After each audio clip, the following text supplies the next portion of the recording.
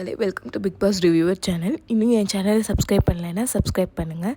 So லைவில் இப்போ என்ன போயிட்டுருக்கு அப்படின்னா, பிரின்சிபலோட பேண்ட்டையும் பெல்ட்டையும் வந்து சுபிக்ஷா அண்ட் விக்ரம் வந்து எடுத்து வச்சுட்டாங்க.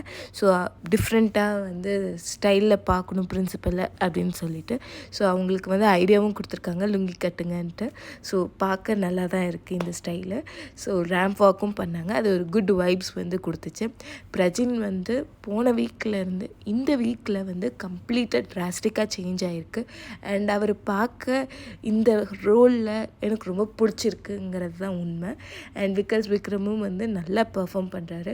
அப்பப்போ 5th ஸ்டாண்டர்டாக மாறிடுறாரு, அது மட்டும்தான் மைனஸு. சுபிக்ஷாவும் வந்து நல்லா பண்ணுறாங்க, பெர்ஃபார்ம் பண்ணுறாங்கன்னு தான் தோணுது. கொஞ்சம் ஓவர் டூவாக இருக்க மாதிரி தோணுச்சு. சபரி வந்து 12th ஸ்டாண்டர்ட் எப்படி இருப்பாங்களோ அப்படி தான் அவர் பண்ணுறாரு. அவர் நல்லா பெர்ஃபார்ம் பண்ணுறாருன்னு தான் எனக்கு தோணுச்சு. தர்மலிங்கம் அமித் வந்து அவரோட கேரக்டர்லேயே இருக்கார். ஸோ போக போக அவர் எப்படி பெர்ஃபார்ம் பண்ணுறாருங்கிறத நம்ம பார்க்க முடியும். So best performance in one frame அப்படிங்கிற மாதிரி எனக்கு தோணுச்சு. ஸோ உங்களோட கருத்து என்னவோ நீங்கள் சொல்லுங்கள் மக்களே. என்னோடய பர்செப்ஷனுக்கு ஒத்து வருது அப்படின்னா லைக் பண்ணுங்கள், ஆப்போசிட்டாக இருக்குது அப்படின்னா கமெண்ட் பண்ணுங்கள். Like, share and subscribe my channel for more Big Boss review. Thank you.